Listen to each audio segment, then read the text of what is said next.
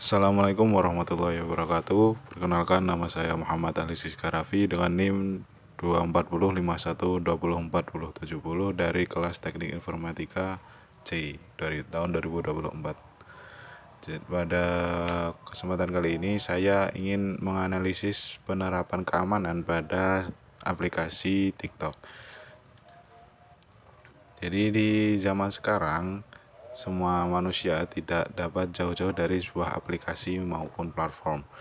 Nah, di sini di setiap aplikasi ataupun website atau sebuah platform pasti memiliki sistem keamanan. Semakin besar aplikasi tersebut, maka semakin besar penggunanya. Yang mengharuskan keamanannya juga harus semakin ketat. Jadi di kesempatan ini saya ingin mengambil aplikasi hiburan yaitu TikTok.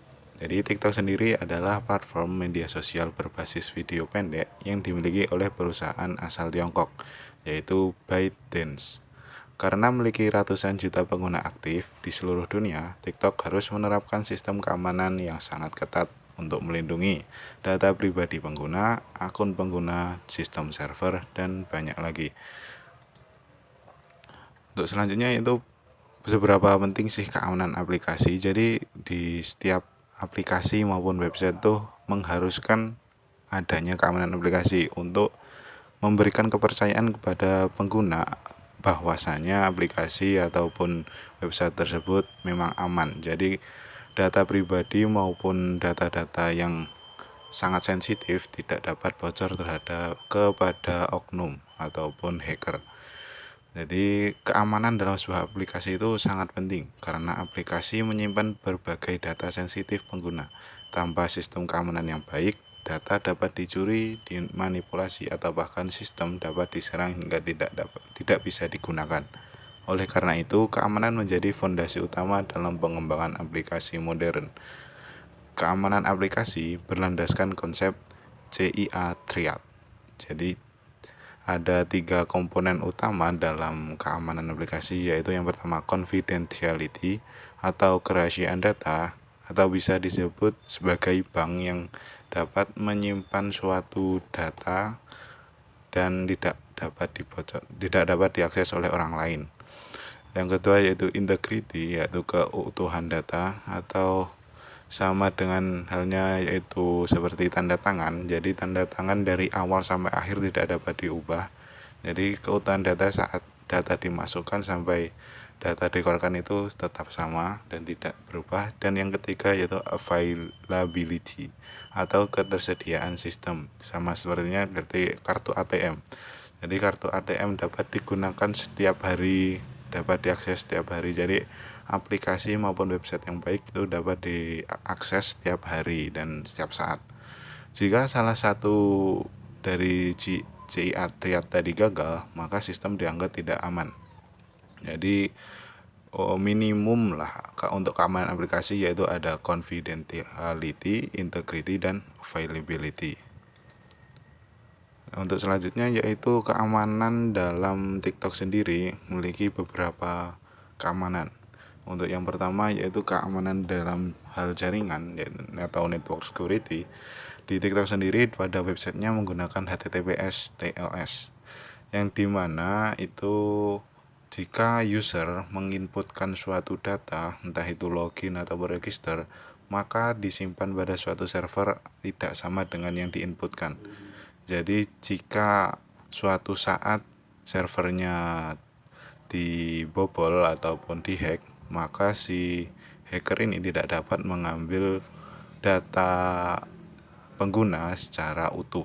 Jadi harus memecahkan kode dari TLS ini sendiri. Jadi semua komunikasi itu antara user dengan server. Dan jika di tengah-tengah itu ada kebobolan, maka si pembobol ini tidak dapat membaca data tersebut karena sudah dimanipulasi datanya, atau bisa disebut dienkripsi menggunakan protokol TLS itu tersebut, dengan tujuan untuk mencegah penyadapan data, untuk mencegah man in the middle attack.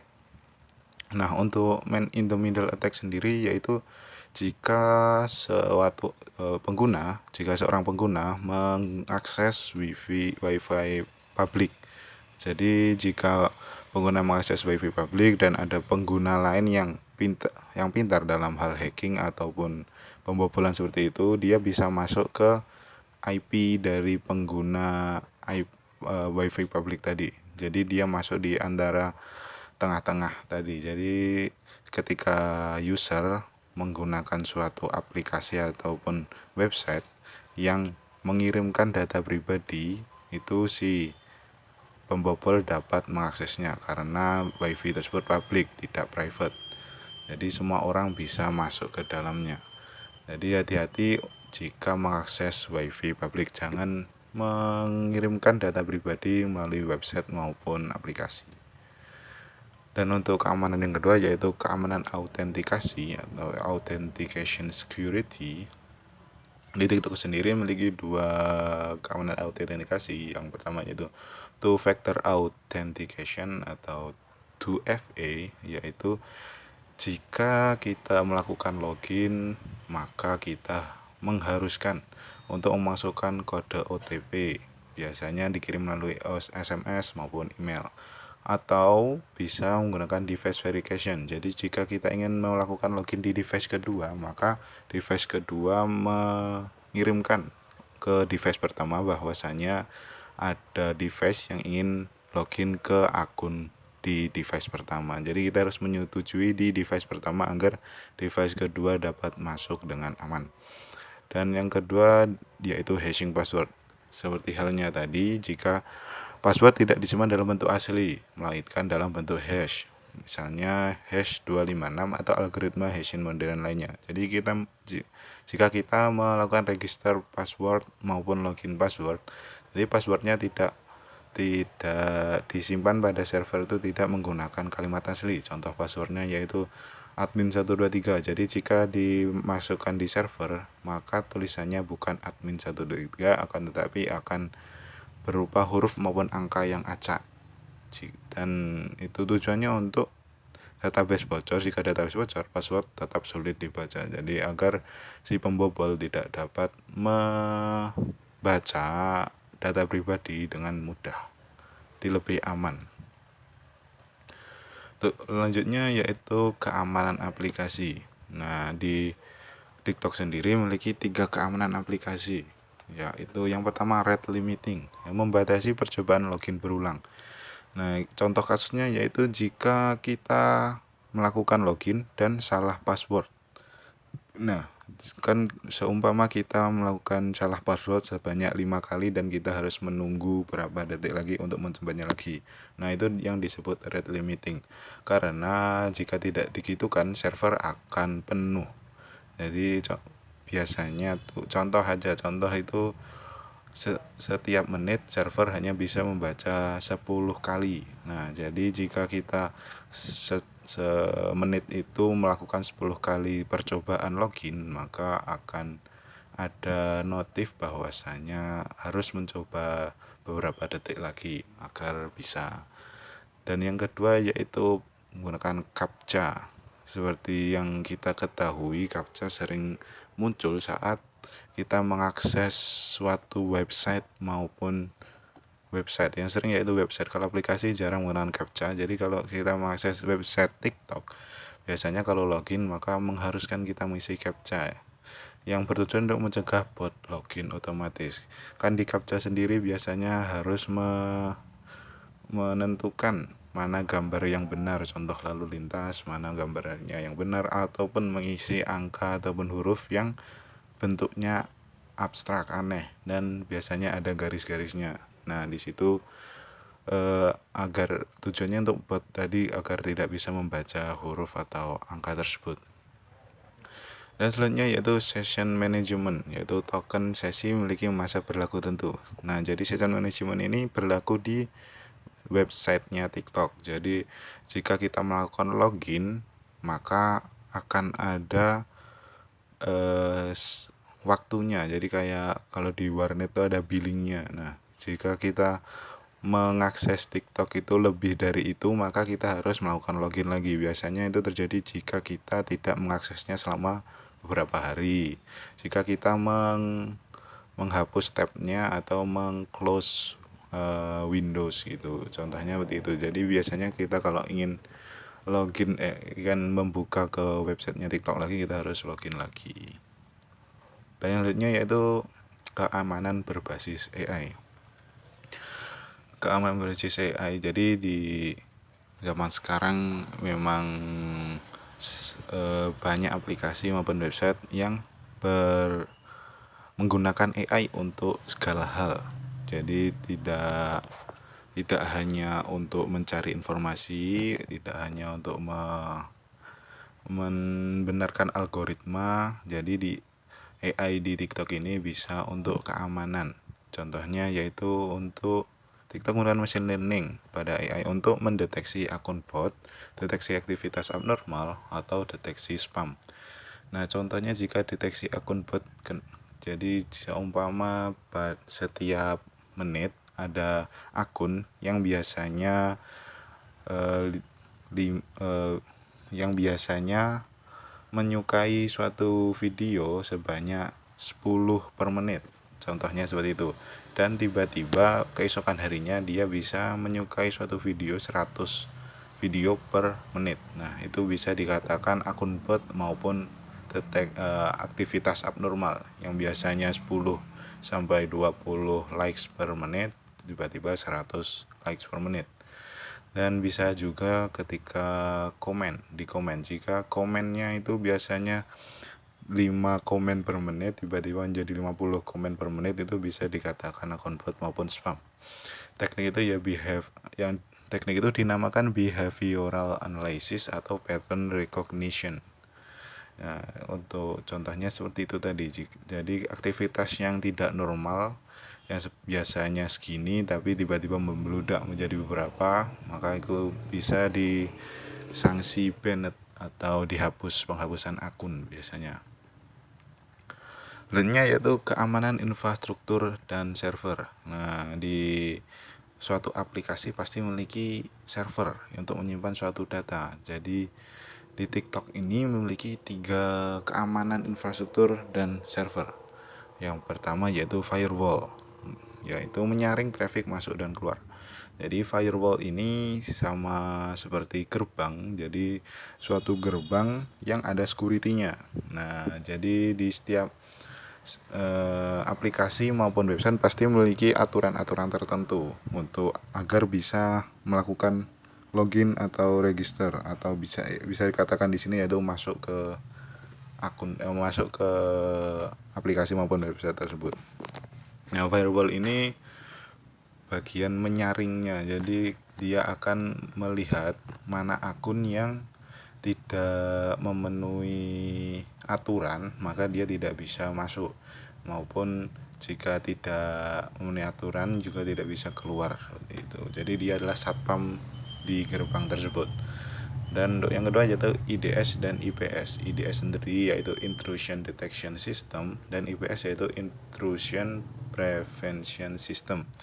Jadi IDS dan IPS ini seperti saudara kembar. Jadi IDS bagian detection yaitu atau CCTV-nya, bagian pengawasinya jika ada akun yang bebas dari firewall dan bisa masuk, dan dia akan dicek lagi di IDS dan IPS ini. Jadi detection itu dipantau dulu mana akun yang emang mencurigakan dan ketahuan apakah ini melanggar aturan atau tidak. Dan yang IPS ini bagian eksekusinya, jadi bagian yang ngebanet atau menghapuskan akun itu bagian IPS. Jadi IDS itu seperti CCTV dan IPS-nya bagian eksekusinya. Nah, biasanya ini sering terjadi karena serangan DDoS atau percobaan eksploitasi. Dan yang ketiga yaitu data segmentation, yaitu data disimpan berdasarkan wilayah. Ya seperti halnya kita menata buku, pasti kita harus agar mudah diambil atau agar mudah untuk dibaca lah. Jadi harus ditata dengan serapi mungkin. Dari A sampai Z itu harus ditata. Jadi jika diperlukan suatu saat nanti dia mudah untuk diakses. Selanjutnya yaitu monitoring incident response. Jadi monitoring incident response di sini yaitu bagian pemantauannya di setiap harinya. Jadi TikTok memiliki 4 cara pemantauan, yaitu real time traffic monitoring. Ya seperti namanya, yaitu real time traffic. Jadi dia memantau setiap saat dan melaporkan setiap saat jika ada kesalahan ataupun apapun itu. Jadi dia akan memantau terus, dan jika ada kesalahan maka akan dilaporkan langsung dengan cepat ya, dengan waktu seminimal mungkin. Dan untuk yang kedua yaitu log activity. Nah, jika ada pantauan yang anomali atau yang bot tadi ataupun kesalahan ataupun akun yang tidak mematuhi aturan, maka akan dicatat di log activity ini untuk diproses langsung. Dan yang ketiga yaitu bug bounty program. Seperti namanya bug bounty, yaitu jika ada laporan bug ataupun kesalahan dalam suatu aplikasi atau website pada TikTok ini, maka dia akan mencari kesalahannya ataupun membenarkan apa yang salah. Jadi seperti itu. Jadi ada timnya sendiri untuk membenarkan bug tersebut. Yang terakhir yaitu penetration testing rutin. Nah, ini terjadi di semua aplikasi maupun website sebelum launching atau sebelum diriliskan, dia pasti akan dicoba dahulu sistem keamanannya apakah udah benar apa belum. Jadi untuk penetration testing ini biasanya dari pihak developernya akan memasukkan bot ataupun virus atau apapun itu dihack juga, apakah aplikasi ini lolos atau tidak. Jika tidak lolos maka akan diperbaiki lagi untuk sistem keamanannya, dan jika lolos maka akan segera dirilis seperti itu. Dan selanjutnya itu keamanan data. Ini nyambung pada yang awal tadi, yang bagian login dan register. Jadi ketika kita memasukkan data pribadi kita, maka saat perjalanan memasukkan data ke server ini dia tidak akan bisa terbaca karena sudah dimanipulasi datanya agar tidak mudah dibaca. Begitupun ketika kita ingin mengambil datanya. Jadi encryption at rest itu saat kita menginputkan data, dan encryption in transit ketika kita memerlukan datanya kembali. Nah, kita sudah selesai untuk keamanan datanya untuk TikTok sendiri. Jadi kita ingin menganalisis triadnya. Tadi kan kita sudah mengetahui bahwa kalau keamanan yang paling sempurna, yang minimal pada suatu aplikasi dan website itu memiliki triadnya, CIA triad ini. Jadi kita lihat apakah TikTok ini keamanannya sudah bagus atau belum, sudah memenuhi CIA triad ini apa belum. Jika dianalisis menggunakan model CIA triad, TikTok telah menerapkan sistem keamanan yang cukup lengkap. Jadi ternyata TikTok ini sudah bagus dalam sistem keamanannya. Confidently dijaga melalui enkripsi dan anti-client berlapis, integrity dijaga dengan sistem modernisasi berbasis AI dan monitoring aktivitas, sedangkan availability dijamin melalui infrastruktur cloud dan proteksi DDoS. Nah, ini untuk tabelnya. Jadi dari aspeknya ada confidently, integrity, dan availability. Jadi untuk confidently implementasinya pada TikTok yaitu pada enkripsi tadi. Jadi untuk manipulasi datanya. Terus ada 2 factor authentication, ada hashing. Nah, itu untuk confidently, yaitu bagian melindungi data pengguna, atau seperti halnya bank tadi, melindungi data pengguna dari ancaman luar. Dan untuk integrity yaitu validasi data, implementasinya itu validasi data, AI moderasi dengan tujuan menjaga keaslian dan keamanan konten. Jadi sebetulnya tadi tanda tangan yang dari awal pembuatan sampai akhir pasti konsisten, tetap sama. Jadi ketika kita masukkan data dan ingin mengambil data tersebut tetap sama, nggak ada perubahannya. Dan untuk yang terakhir yaitu availability, yaitu implementasinya pada cloud, DDoS dan DDoS protection. Itu menjamin sistem tetap aktif, jadi agar bisa diakses terus-menerus seperti halnya ATM tadi yang dapat digunakan setiap hari.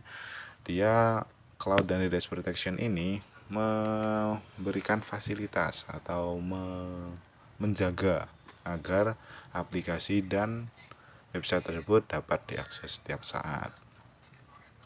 Nah, untuk yang terakhir yaitu kesimpulan. Di sini saya mengambil 3 kesimpulan, yaitu keamanan berlapis, pemanfaatan AI, dan perlindungan keberlanjutan.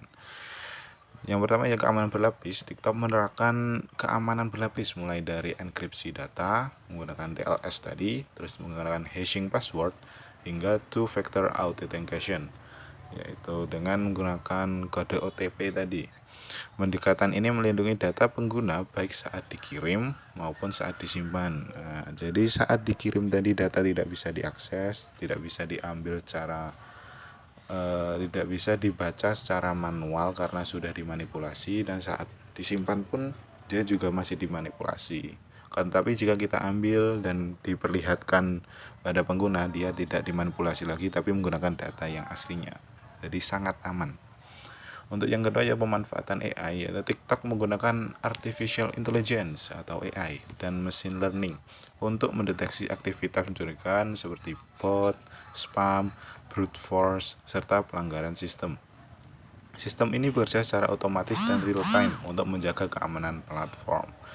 Seperti tadi yang real time melaporkan apakah ada keamanan yang bobol, ada anomali bot atau spam tadi, terus ada bugnya tadi, itu adalah pemanfaatan AI juga. Dan yang ketiga yaitu perlindungan keberlanjutan. Nah ini sangat penting untuk setiap aplikasi maupun website, yaitu jadi keamanan tidak hanya pada sisi pengguna tapi juga pada server melalui firewall, IDS atau IPS tadi, terus proteksi DDoS atau monitoring traffic dan pengujian keamanan rutin. Nah ini sangat penting. Jadi kan seiring bertambahnya zaman pasti pembobolan ini pasti lebih canggih. Jadi kita harus membangun suatu keamanan juga lebih canggih juga. Jadi kita harus membangun keamanan suatu aplikasi maupun website lebih canggih dari zaman itu. Jadi kita juga harus mencoba membobol keamanan aplikasi yang kita buat maupun website yang kita buat agar hacker yang lebih jago dari kita tidak bisa membobol aplikasi maupun website kita. Hal ini mendukung konsep CIA Triad. Nah, mungkin cukup sekian untuk penjelasan keamanan data pada suatu aplikasi atau website, yang di sini saya mengambil aplikasi TikTok. Terima kasih, semoga dapat difahami. Wassalamualaikum warahmatullahi wabarakatuh.